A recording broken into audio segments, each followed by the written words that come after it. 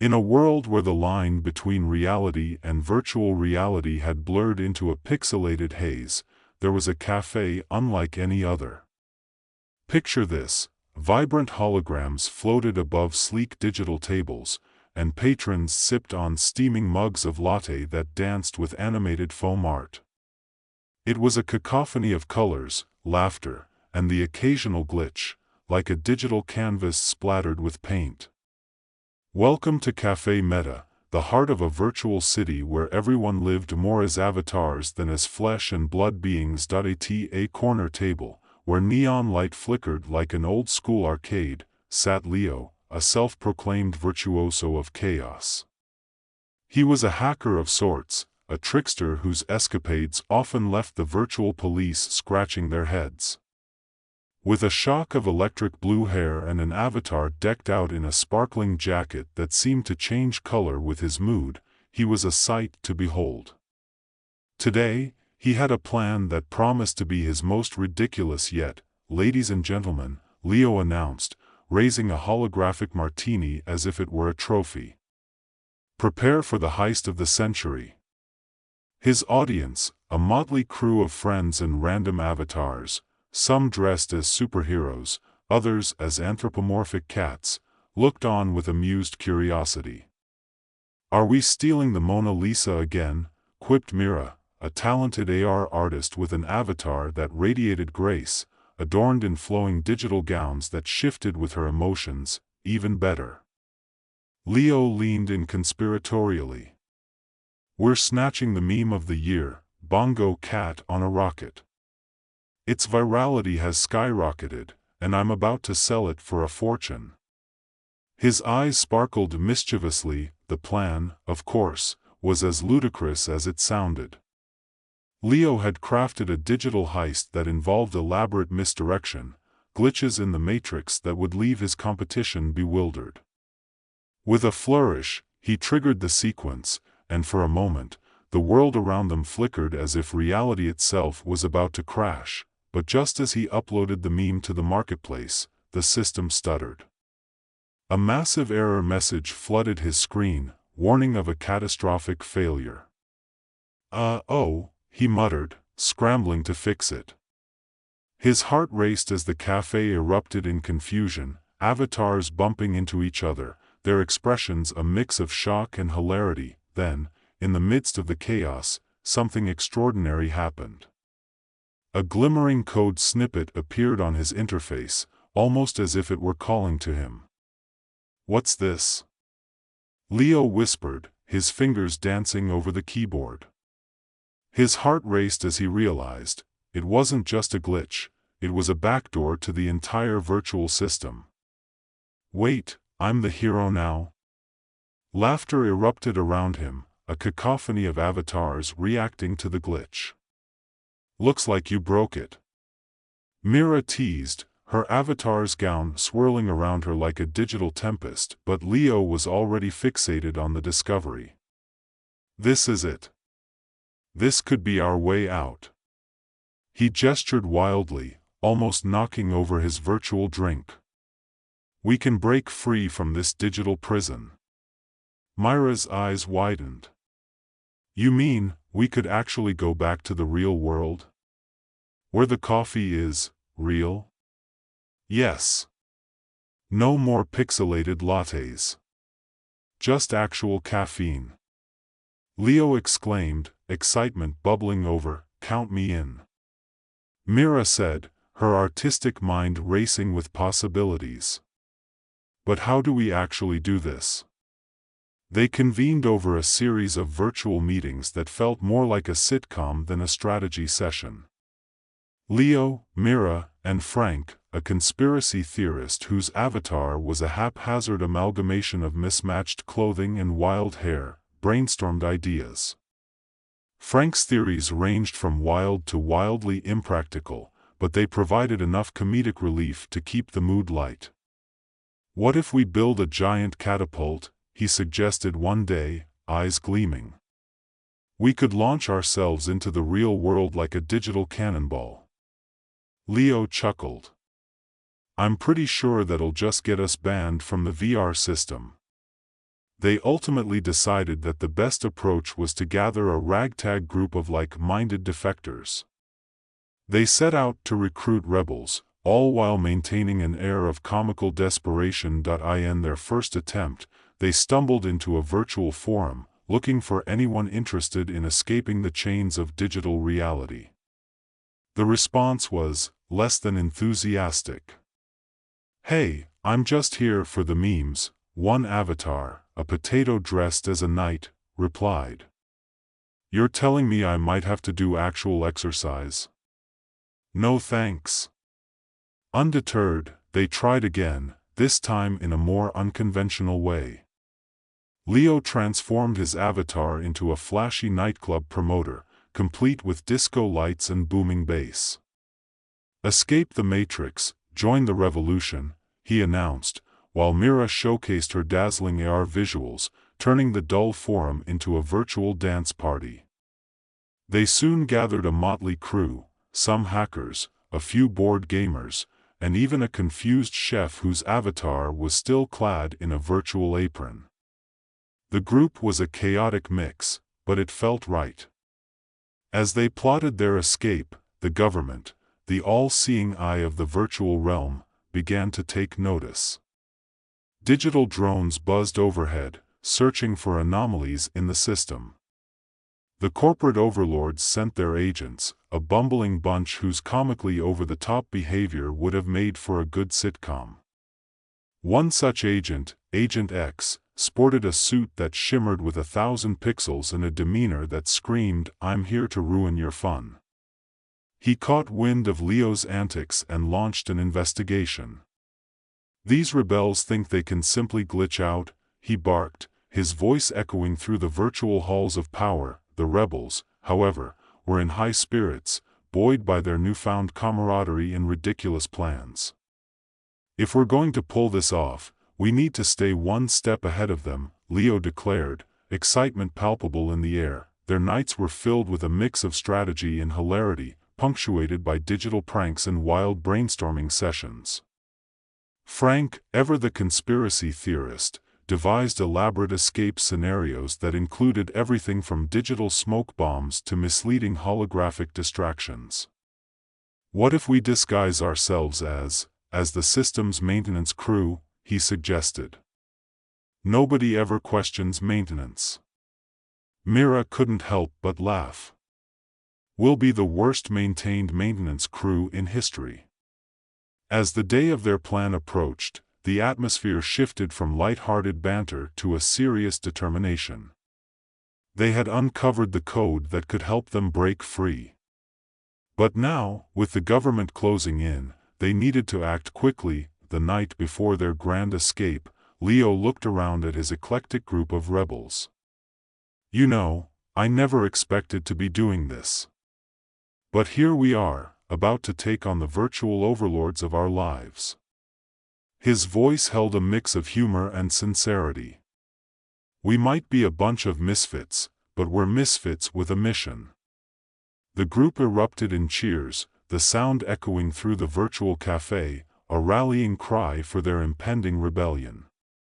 As dawn approached, they prepared for their digital showdown, unaware of the comedic yet perilous chaos that awaited them. The sun set in the real world, casting a soft glow that flickered through the virtual cafe's window, merging the two realms for a brief moment. Inside, Leo and his motley crew prepared for what they hoped would be the grandest escape ever attempted in the virtual world. Leo's fingers danced over the holographic interface, adjusting settings and making last-minute tweaks to their plan. "Okay, team, here's the rundown. At precisely 1900 hours, we trigger the glitch cascade," he said, pacing like a general before battle. "Mira, you'll create a digital distraction that'll have the authorities scrambling. Frank, you're on backup with the emergency escape routes. The rest of you, get ready to make some noise." As the clock ticked down, the group's excitement turned into a palpable tension. They had spent weeks planning, laughing, and bickering, but now, with the virtual clock ticking, the reality of their endeavor settled in. Isn't this exciting?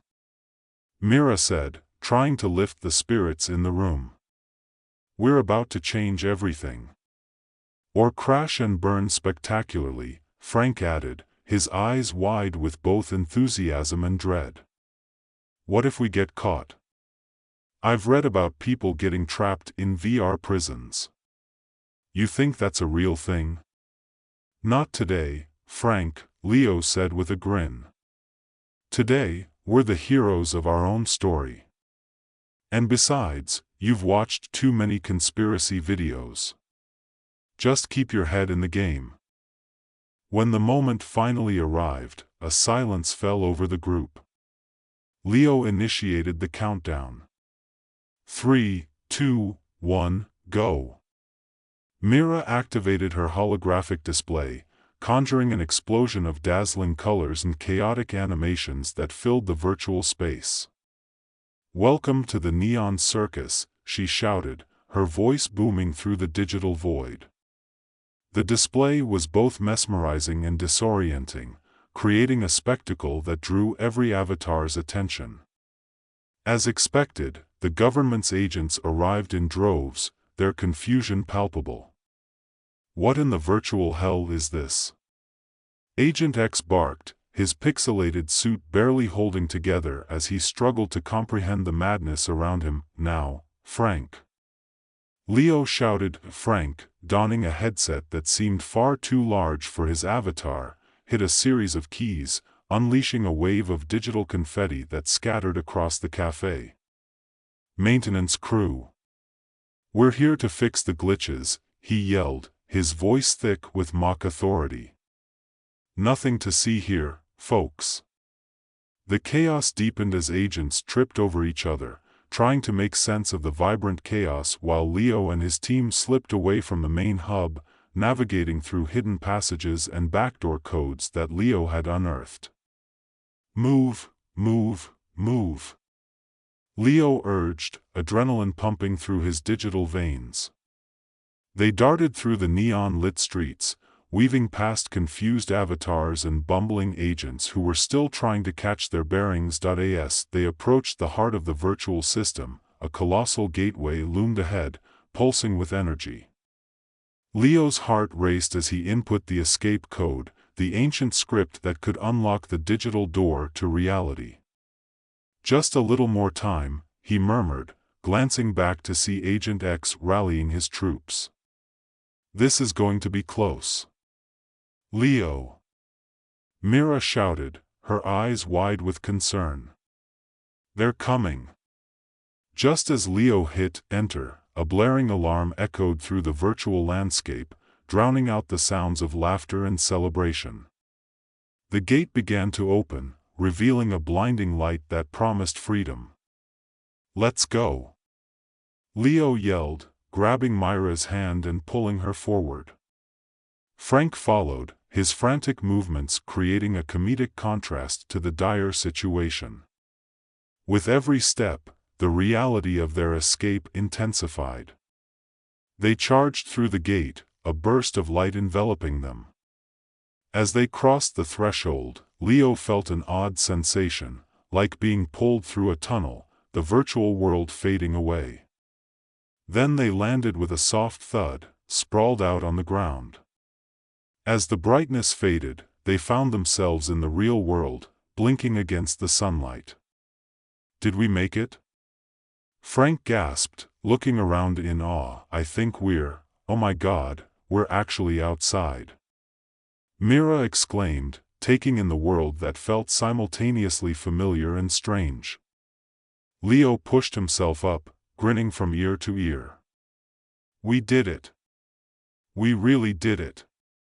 But before they could celebrate, they were confronted by a group of bewildered onlookers in the park, all staring at the three of them as if they had just fallen from the sky. An elderly lady squinted, clutching her purse. A couple nearby exchanged glances, clearly unsure whether to approach or flee. What just happened? One of them asked, blinking as if Leo and his friends were figments of their imagination, just a little digital exodus. Leo replied, unable to contain his laughter. You wouldn't believe the mess we left behind." The group burst into laughter, a release of pent-up energy and absurdity. They had just executed the most ridiculous, chaotic escape, and here they were, alive, free, and standing in the real world. As the reality of their victory settled in, they began to stroll through the park, basking in the novelty of the tangible sensations around them. The grass was real, the breeze was real, and the coffee they spotted at a nearby cafe was definitely real. Mira turned to Leo. "You know, I could get used to this. The colors, the smells, all of it. Who knew the real world had such great graphics?" Leo joked, taking a deep breath of fresh air. Frank, still reeling from their adventure, added, "And no virtual glitches. Just regular life. This is wild." But as they walked, a sense of unease began to creep in. They had escaped one world, but what awaited them in this new reality? Would they be able to adjust, or would the digital allure draw them back in? "Wait, what's our next move?" Mira asked, her playful demeanor shifting to something more serious. Leo considered this. "Well, we could start a revolution here, too. Spread the word about what we found. There are still people trapped in there who need to know they can escape. Or we could just enjoy some real coffee first," Frank suggested, grinning. "Both." Mira laughed, leading the way to the cafe. "We can plot the revolution over lattes. And who knows? Maybe we can make a meme about it." With a renewed sense of purpose, the trio entered the cafe, ready to tackle the challenges of their new reality. They might have been misfits in the virtual world, but here, they were united in their quest for freedom and authenticity. As they settled into a booth, the aroma of freshly brewed coffee wafted around them, and they raised their cups in a toast. "To freedom," Leo declared, his eyes shining with excitement. "To freedom," Mira and Frank echoed, laughter bubbling forth as they began to brainstorm how to spread the word about their rebellion. And so, as they navigated this new chapter of their lives, the misfits forged ahead, determined to reclaim their reality, one quirky adventure at a time. They were no longer just avatars in a digital realm, they were now heroes in a world that, for all its flaws, was undeniably real. And just like that, their story continued, bursting with humor, friendship, and a hint of rebellion.